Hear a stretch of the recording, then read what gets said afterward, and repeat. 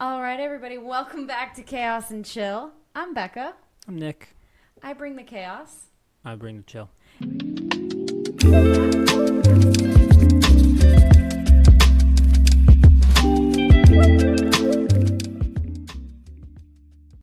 Would you like to tell? Do you want to tell them the name of this one, or do you want me to?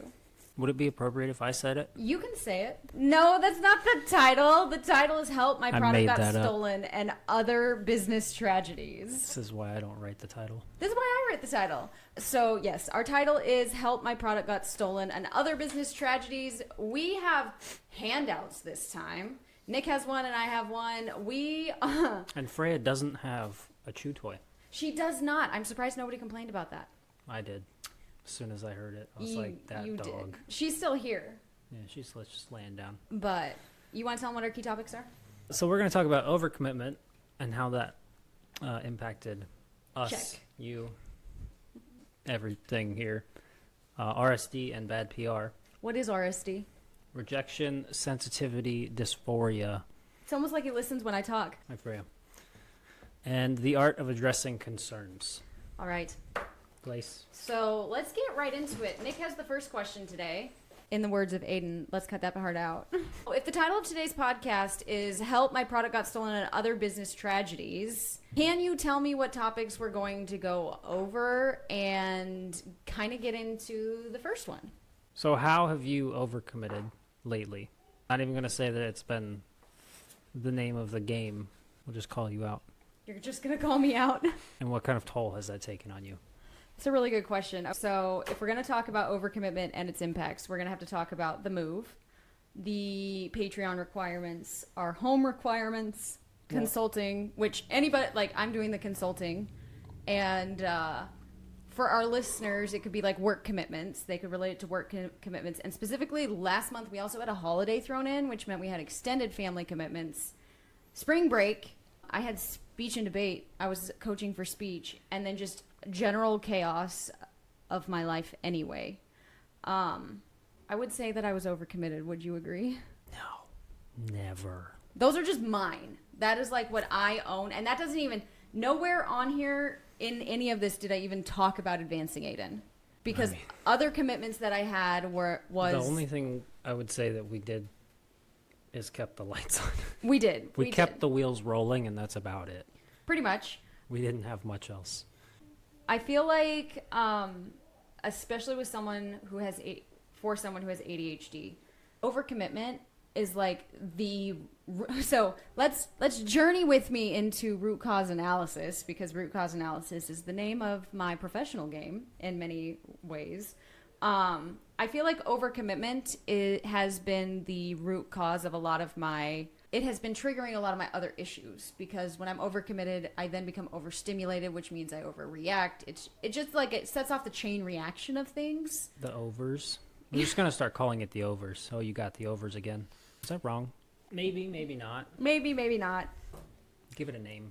You're going to just call it the overs? Why not? I feel like overcommitment is something that people don't talk about enough when it comes to like business. So when I overcommit, what impacts does that really have on you? Because you've had to pick up the slack in the last month. What did that really look like for you with advancing Aiden?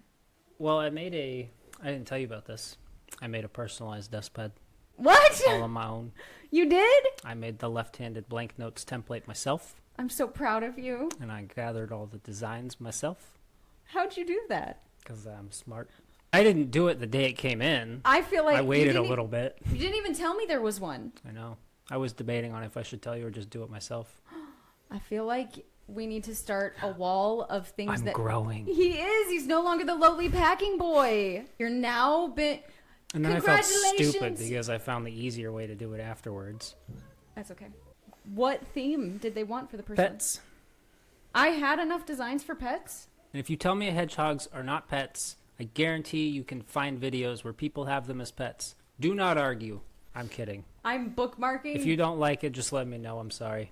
But I would love to have a hedgehog pet. So, side tangent No. Here. I want a hedgehog. No. Or a chameleon. No. Why? No. It's better than a cat. Can't have a cat.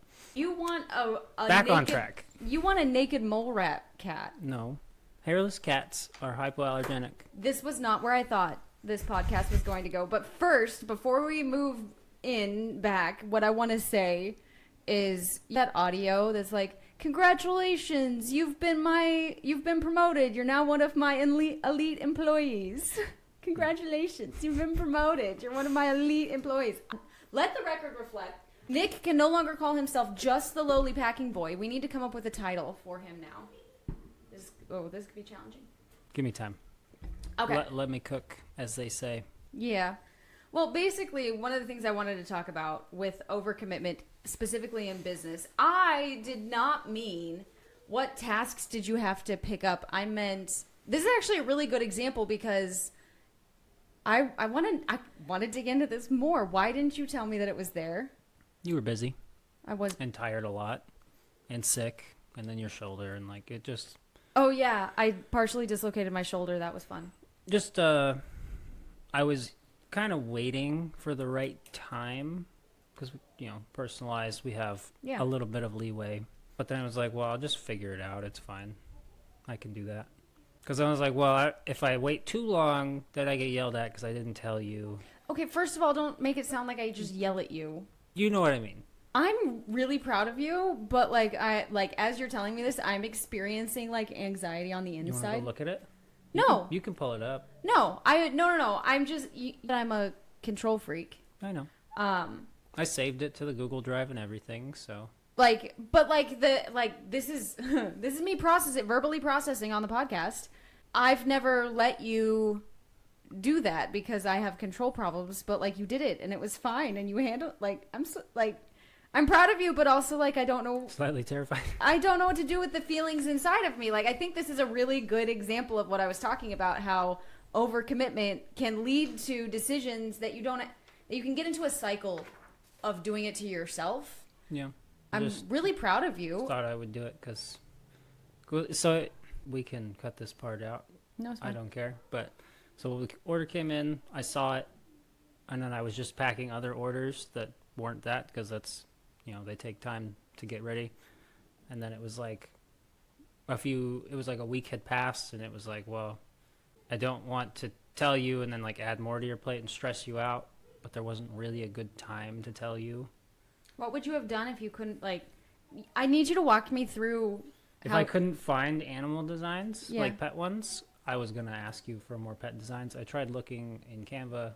I think they're on your iPad, though. They are. Yeah, so. So what I'm hearing is I can expand Place. for personalized planners. Congratulations. Well, now that I have that one. You've been promoted. I had the blank notes with the grid, and I had the right-handed blank notes, and I was like, well, guess I'm doing this the hard way. I just need the designs. That's all. So I just need to better organize my designs. And what would be really helpful is if you just had a whole list of quotes and the design, so you could go pick your quote and layer it on top of the design. We'll get there. One thing at a time. It was more about keeping the wheels moving.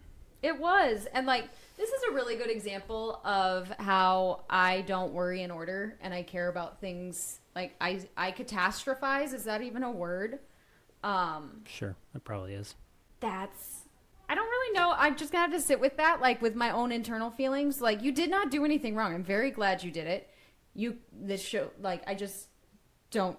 I wasn't sure if I should even bring it up because it was just an order to I just made it a packed an order, What this really shows, and this is actually a really good example of one, I know that a lot of our listeners do not have the same support from spouses that I have with you and you have with me. Maybe in different areas. For the business, yes. Yeah. But I think this is a really good example of one of the things that's a challenge for us is we have the conversation a lot where you're I want to help, but I don't want to give things to you because I'm a control freak. Finding out what you can do and what I can do and finding out what you can let go so I can do. And I think that's thinking about the impact, I think that's actually a really good segue into talking about RSD and bad PR, because one of the things that I'm like the most worried about and why I'm a control freak is because, one, I worry about what if somebody doesn't like it. And, I'm worried about that too. And this isn't a pet. It's a hedgehog. I mean, I've seen people with hedgehogs. I knew people with hedgehogs. He wants a hedgehog. It's not a traditional pet, but people have them. The comment section of this podcast shall become a petition. How many people... I would love a hedgehog for a pet. Okay. Nick wants a hedgehog. They're so cool. In the comments of this podcast, whether you're listening on Apple Podcast or you're joining us on... Oh, I'll put it on... I can put it as a poll on like Spotify and Apple Podcast in the podcast notes. Let me get a hedgehog. I think if 1,000 people sign your petition that I should give you a hedgehog. Not right now. Enough on our plate. I'm gonna do it. He wants a hedgehog. The people are not going to get there, but it's okay.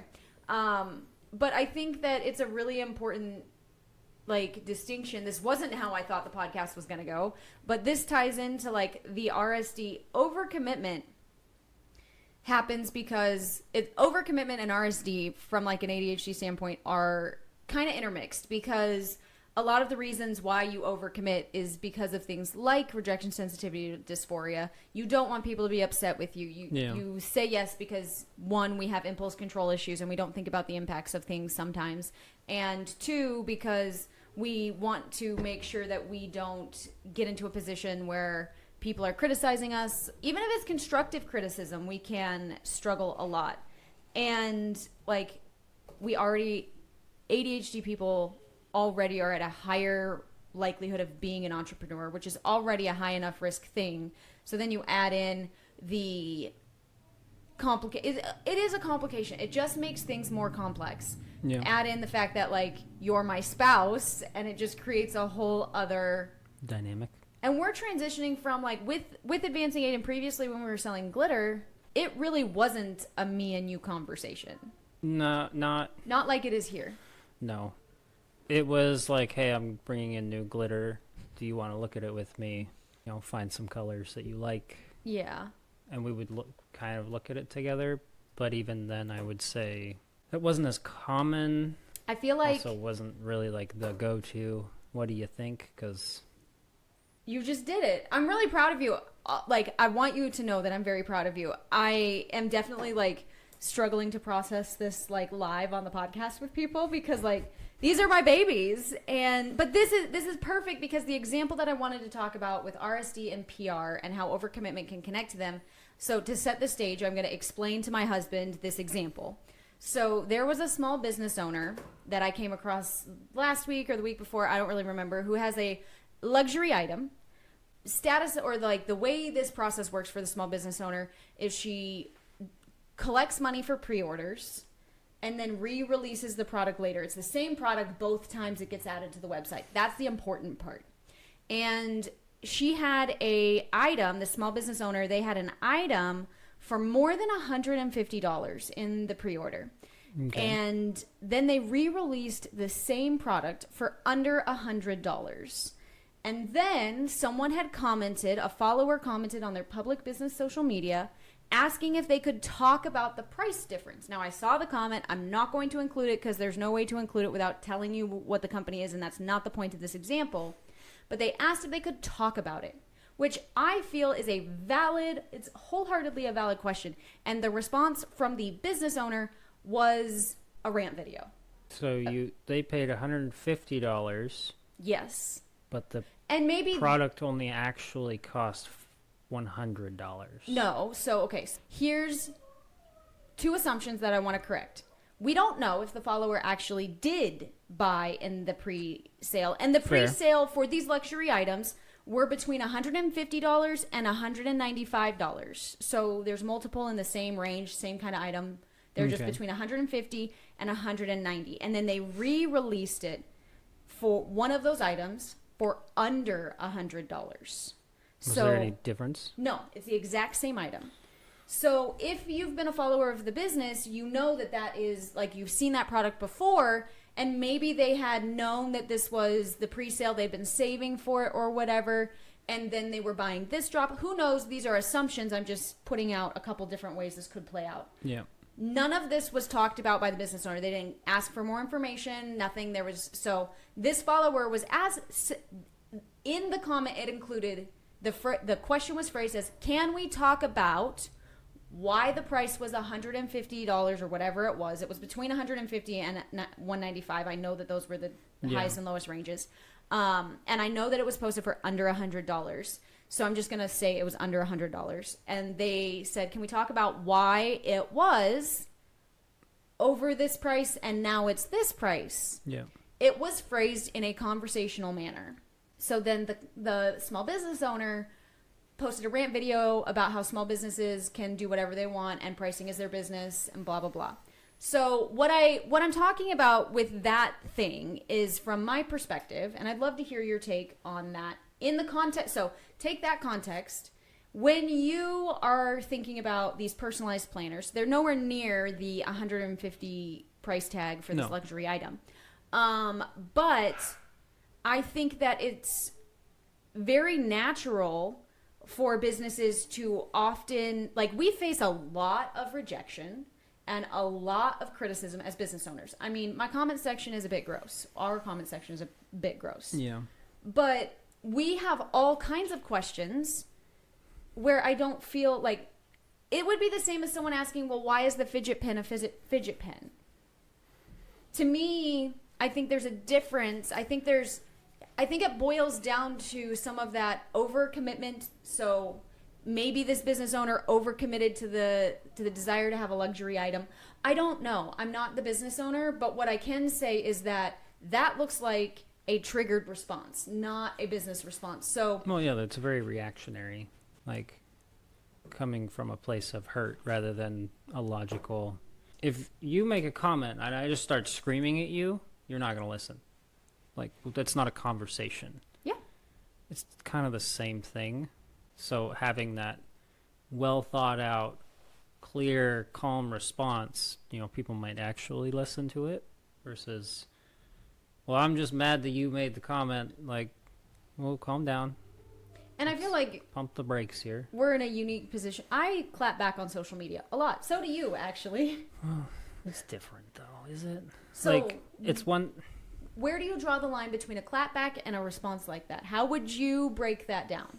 If you were the partner to this business owner, what would you look at this solution, this situation? How would you respond to make sure that rejection, sensitivity, dysphoria, or overstimulation or overcommitment don't trigger bad PR? I mean, it's whenever we have the discussions about things like that, it's, I don't know, I would say it's hard to say because I'm not in that position at the moment, because the situation would be different for everybody surrounding the product, and there's a lot of like other variables that aren't accounted for. I think that in the small business community, there is an element where people think public relations is a dirty word when it's actually an art form. Public relations is just part of marketing.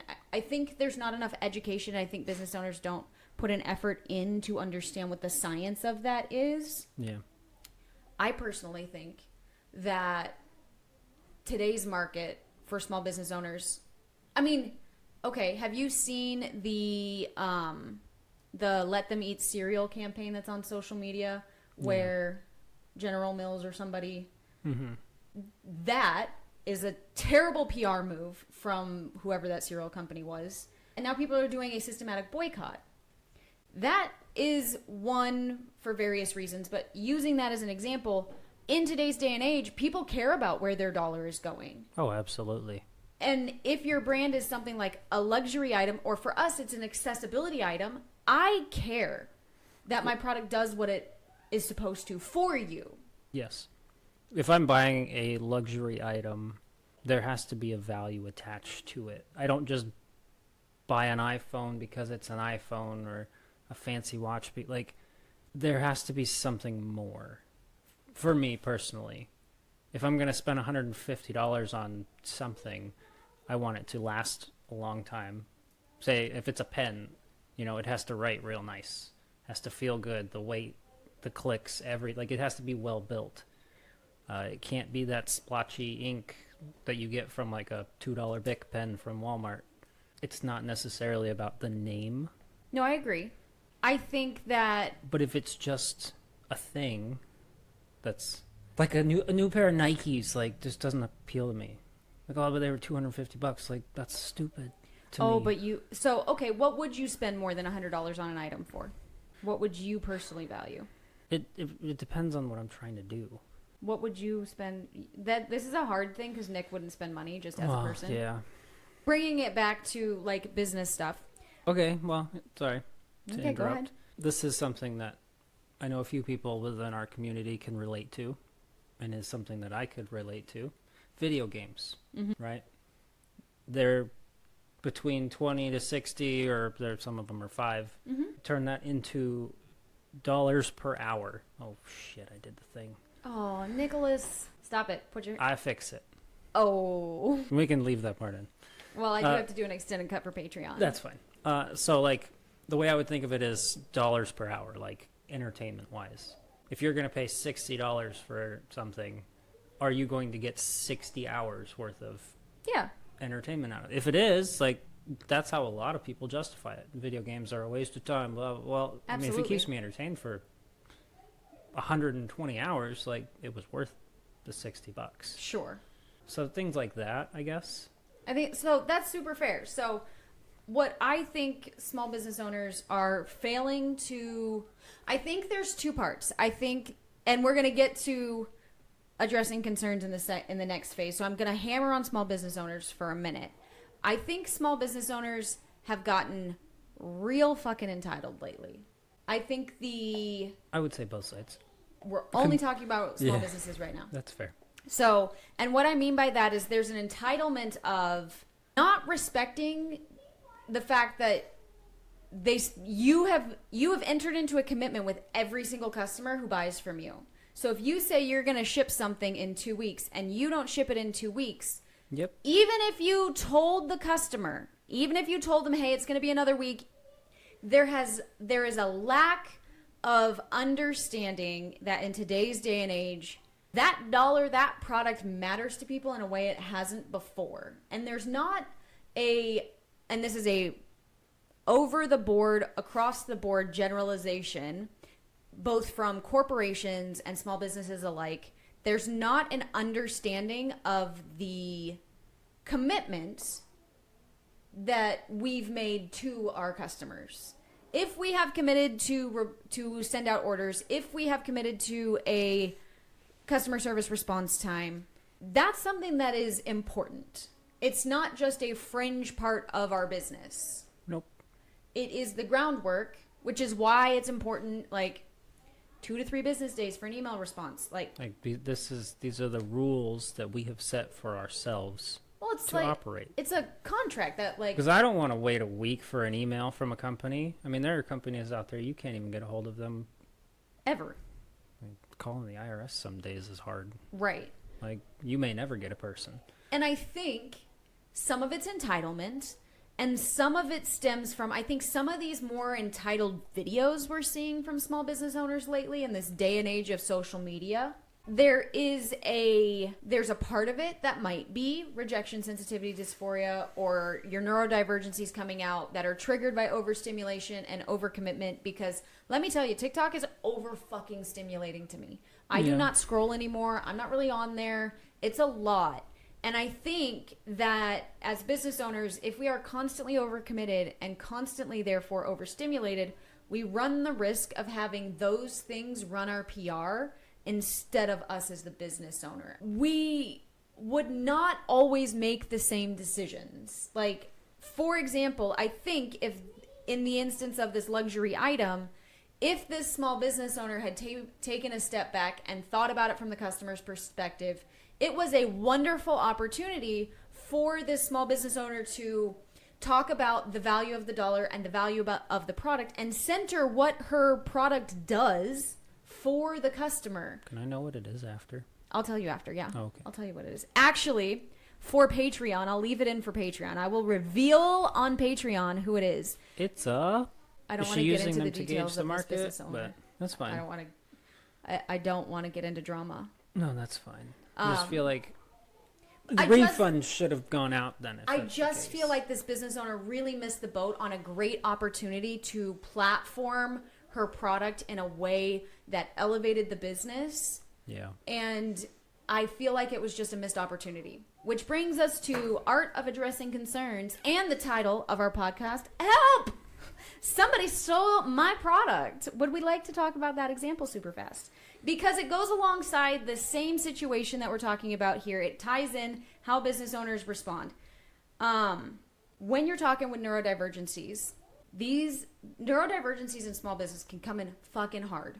A couple different reasons. Emotional regulation and hyperfixation can create the absolute perfect storm of negative energy, especially when someone says, hey, I think you stole someone else's product, either on your product or about your product.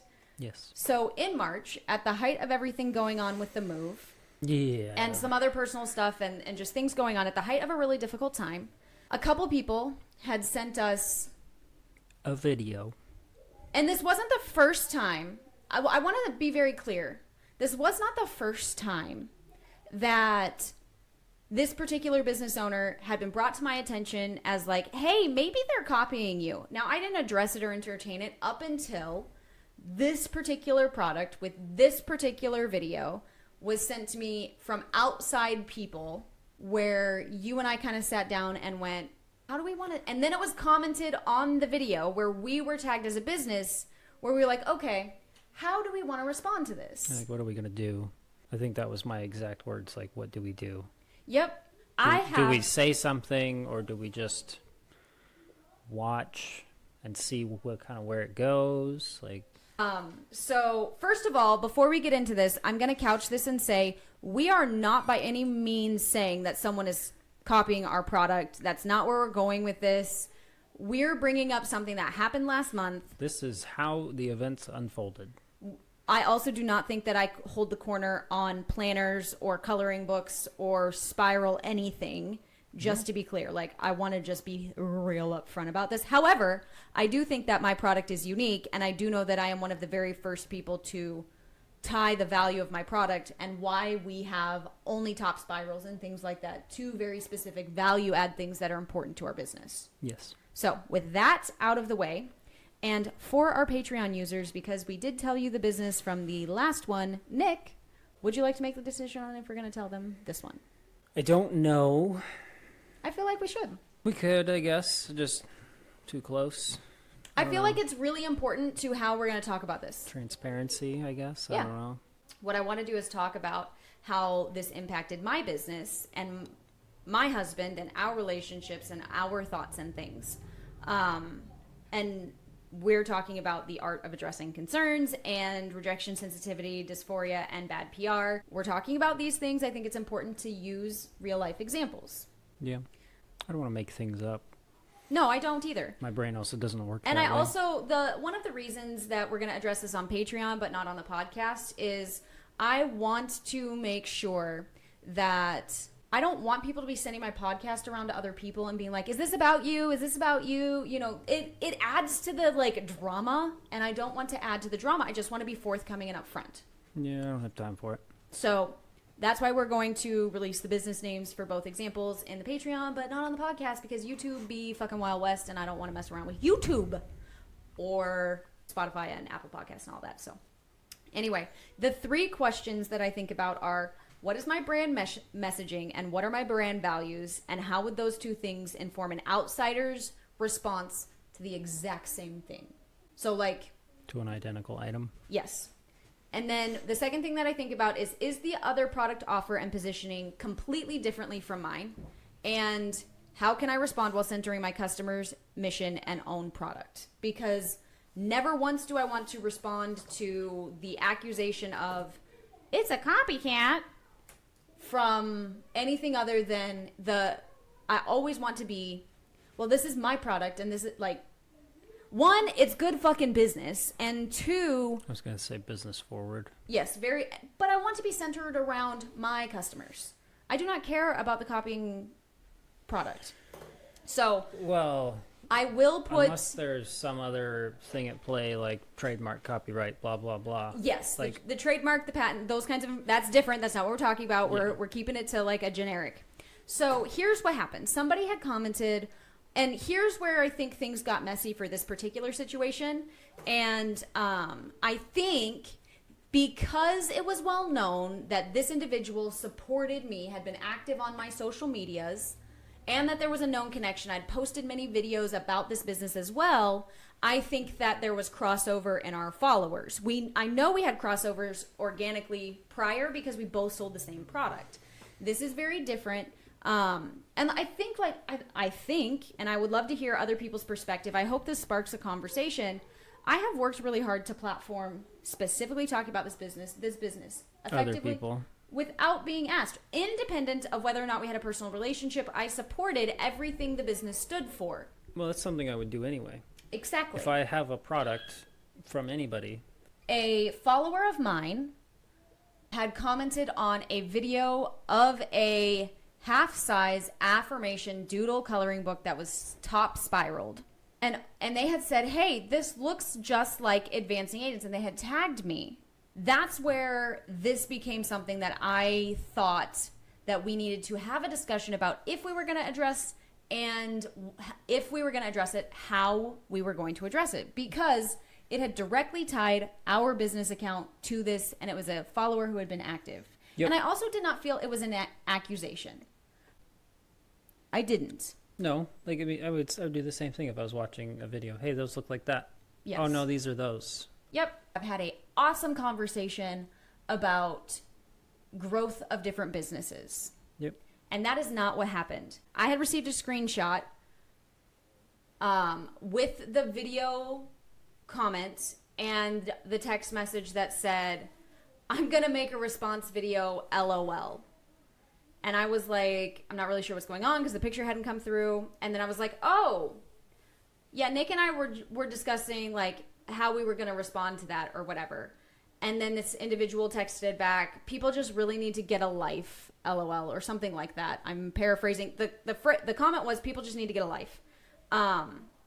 And I think I had said, yeah, somebody had sent it to me. Nick and I are discussing how to... And I was really uncomfortable because I had the background knowledge, and I think you do too, that was going to be a clapback video. It definitely sounded that way. And one, that made me uncomfortable. I also had the business relationship with this company that I thought that it would have been, hey, are you going to address this? Would you like me to? What are your thoughts? Some kind of a conversation. Now, I was not expecting that as a requirement. As a business, you don't have to. But I was not, it was just a really odd thing. I feel like if you were going to make a clapback video and a comment that tags my business and we have a relationship, you either do it and don't tell me about it and just manage it. And that's you. Like, I get to respond how I want to respond. You get to respond how you want to respond. But, like, the conversation and the tone of what was going on in the text messages made me uncomfortable. Yeah, I mean, could it have just been a poor choice of words? Sure. And maybe I had made assumptions. Maybe you made it. But, like, I showed it to you and said... Again, very reactionary. It was very reactionary. And I was very uncomfortable. I was uncomfortable with the whole thing. And I responded back to this individual with Nick's help, and I said, I'm really uncomfortable with this situation. I need to talk with Nick about how we're going to respond, and I don't have time to do it right now. But I did tack on to that, I'm pretty sure, like, feel free to respond however you want. Like, I know you're not asking my permission, but, like, that was kind of where we left it. And this business decided to take down the product and take down the video without having a conversation with me, which stunted our ability to respond to our follower and our tag about our products. And that is the thing is, that is the prerogative of the business. I'm not saying it's wrong. I'm just saying it made it difficult, especially with the background. And so over the course of 2 separate days, I had pretty long conversations with you, and we crafted some pretty detailed and in-depth comments. Yeah. We shared, I'm not going to go into detail because I don't feel like it, but we had basically said, hey, it's not about the product necessarily. That has made us now very uncomfortable. And the other individual had said, I responded out of hurt and I think, let me pull up the exact, I have the screenshot in my head, hang on.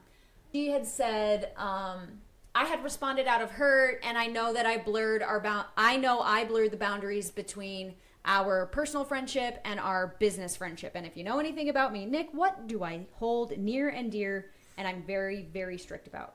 Boundaries. Business is business, and personal is personal, and try to keep it that way. And difference between friendly and friends. Yes, and even when I am your friend and we have a business relationship, the two things are separate. I'm responding as a business. So what wound up happening was this individual didn't listen to a single one of our concerns, refused to take accountability, wouldn't even acknowledge the opportunity for the follower to have had a legitimate-ish question, and was immediately became very defensive, and then wouldn't even have the conversation. I have not spoken to them since. Wound up unfollowing me, they removed me from their business group. And like the email, how we ended it was like, hey, I'm uncomfortable because you've blurred my personal boundaries. I am still going to cheer for you. I'm still going to promote you. I'm still going to do all of these things for you. I value you, but right now I am uncomfortable with you in my personal space because you've demonstrated a disrespect for my boundaries. And so for that reason, I just need to unfriend you from my personal Facebook page, because that was what I needed to do to feel safe again in my personal space. If the lines are blurry, let's clear them up real quick. I told her, like, I was not upset in any of this. We had planned, we have a whole other recorded podcast talking about this, and we're choosing to do it this way instead because it's easier this way. I was not upset. But what the behavior that came after that, and this is where I want to talk about the art of addressing concerns. We had a game plan for how we were going to address this comment, and the game plan was going to be very simple, but we never got the opportunity because it became... the decision was made for us. Yes. And my issue with the violation of boundaries and with the need to separate personal from business with this situation is the assumption was made about what we would believe. We were never asked. Our voice wasn't considered. And the fact that this has been it's always been a motherfucking rumor that, oh, well, Becca's upset because I'm selling glitter. Becca does not give a fuck how many people sell glitter. Never have. Sell pens, never dust will. pads. I don't want that. My issue, and we said it repeatedly in text messages, our issue was not the product. Nope. It was how the situation was handled and the disrespect to us. And that was our problem. And I think that was a fair and valid problem, because how I had wanted to explain and respond to this person, I wanted to have the opportunity to address that follower of mine. Instead, it became something it didn't need to be. And I think that's something that was just such a missed opportunity. She could have platformed this was a wonderful opportunity for her to have a conversation, some dialogue with people who may or may not know people or be part of her market. And the wonderful opportunity that was missed was a natural promotion of her product if I had been the one to respond. Like, yeah, cut your nose off to spite your face. That was your choice. More power to you. Here, people pay attention, and that's the thing. Especially when you're marketing to neurodivergent people, or that's your target market, which it is for me, people pay attention to the little things. And if you respond poorly, so then you put it back up, the commenter saw that it had been put back up. I went back and was able to respond and said, hey, yeah, or I think you did, hey, yeah, we plan to address it in our podcast. And within the hour, a very questionable video got posted that was taking shots at us. And whether or not that was the intention of that individual, because I don't know their personal information anymore, because we have not spoken since this. The perception is it was a shot at me, which more power to you. I have thick enough skin, take your shots, bestie. Here's the thing. I have really good business boundaries for a motherfucking reason. I do it because that's your choice. You get to do that. And thanks for the content for my podcast. But also, we have new merch coming. It's going to be dropping tomorrow. And it says... Saturday? We have new merch coming. It's a new sweatshirt design. You heard it here. And hopefully, because I'm planning to go home and edit this, and I think this podcast will come out tomorrow, which is on Saturday, but who knows. And the merch says, congratulations, bestie. That's a choice. Nice. Not a choice I would make, but that's a choice. Thank you for the inspiration. That's what we all do, right? We all just make a choice. I wanted to release, it's the audacity for me. Hindsight is so. Here's the thing. I was not emotionally invested in the actual conversation. I was emotionally invested in the response and dismissal of, and the violation of my personal boundaries. It really wasn't a conversation. It really wasn't. Let's be honest. So. Very one-sided conversation. I feel, especially with today's day and age, especially with my target market being neurodivergent people, we care about real strange things. There's just no way around it. And we get very passionate about things, and I respect that about our community that we have built. But what that also does is puts us in a position to be careful about, even more careful about how we respond to things, because if I had responded to that and said, oh my gosh, yeah, she had, it would have been like trying to herd cats to keep my followers from not making that video viral. That I do not believe that our followers would have gone to the other business and commented things, but I do believe that our followers would have been very invested in making sure that we felt supported in a theft of product. I want to be clear. I'm not saying that this was theft of product or design or concept. I'm just saying perception of if we had responded and said the perception is yes, she copied us very, very closely, with the exception of like the actual words on the page were different. They were still a very similar font, it's still very similar style of design, down to the border around the page and the way it was bound. Like it was like, bestie, it's copy paste. And that isn't the problem for me, because going back to the other questions, is the product offer and positioning completely differently from mine? I don't know. I didn't do enough research to figure it out, but it could have been. She didn't tell anybody. She didn't. She took it down and then put it back up. And I'm not going to make a video about it now because I'm not going to give her more free marketing. No, that's fine. I'm going to talk about it here instead, and then make a video you know. telling you to come listen to the podcast. I think it's really important to realize that how you respond is just it needs to take into account what your target market and who your community is, because I was taking those things into account. I had zero intention of doing anything other than centering my product and talking about how, yeah, she got the idea to top spiral from me. Everything else was peanuts. I don't care. I don't do not rip off my design, because we do hold the copyright for this, and I will come for you because these are mine and I protect that. And the thing is, if you don't exercise the control that the control is not the right thing, the rights that these protections give you as a business owner, it becomes void and it's no longer applicable. It is my job as a business owner to treat things as business. It looks like a fire and could be a fire. It's probably a fire. You should put it out. It has to be a fire. If it was a stolen product, Nick is going to go deal with the kids, and I'm going to wrap this up so that we can keep going, because it is 4:51 on a Friday afternoon. My whole situation here is there was no understanding of how the follower came to the conclusion and what typical business owners need to be able to comment on.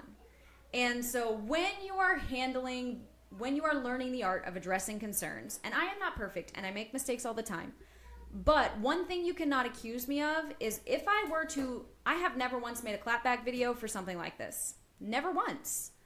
And I very politely will answer questions in comments, and I almost never make a video that would draw attention in a negative way. And you're like, but Becca, your clapback videos, those are considered negative. Are they, or are they just stylish? I would argue that they are stylish. So I think that learning this art of addressing concerns is something that is a business requirement. I think understanding where overcommitment triggers overstimulation, which can trigger RSD and poor PR and poor responses to issues, is something that is a trickle-down waterfall effect. I think that it is important to recognize the value of questions and use it as an opportunity to talk about the value of your product. That's what I would have done. Go into detail. How is it different? Who's it for? Brag about your product. Yeah. And also, this goes back to something I argue about all the time. Competition is not a fucking dirty word. It's a natural part of capitalism, and I don't care who you are. Owning a business means that you are part of capitalism, babes. You are a capitalism babe. And that means competition is a natural part of that. Welcome to America. Well, yes. Capitalism is run America. on competition. That's a very, broad statement, and I realize that there's a lot more to capitalism than that. But competition is just a natural part of owning a business, and people that say, community over competition, one, that's Christian propaganda. Don't own a business. Two, shouldn't be in business because that's a real bad basis to be building your business on, because competition is a natural, healthy part of business. You should be in competition with yourself. You want to run track and field by yourself? I don't want to run in general. Well, competition is all over the place. Yes. So it is what it is. 2 merch designs are coming out because I just decided I'm going to make a merch design that says competition's not a dirty word. Didn't we already have one of those? I thought we did. No, I've never made it. Competition's not a dirty word. I thought that was done a while ago. And that's a choice, babes. So those are coming out. Thanks for joining us. We actually did pretty good this week. Thanks for listening to Nick and I. Don't forget to vote in the comments if Nick should get a hedgehog. Hedgehog. Or a chameleon. I feel like I should get a plushie that's a hedgehog. It won't be the same. They're not as pokey. Someone send him a hedgehog stuffy. Make sure it's pokey. Anyway. They roll up in the balls. They're so cute. Thanks for joining us, you guys. We are working on the overcommitment issues. I was going to tell the story about the move, but then I decided I just really didn't care. And we'll do it next time. We'll do it eventually. We will. We've said next time a lot of times, so next time. See you guys next time. Maybe what we'll do is release a second episode because we didn't do an episode in February, but I actually really doubt it. Thought we did. No. We released an episode in February, not in March. Oh, we were busy. Yes. All right, thanks everybody. We are at a goal to get home to leave by 5 o'clock, and I have 5 minutes, which means we gotta pack. In the words of Gilmore Girls, copper boom. Whoop.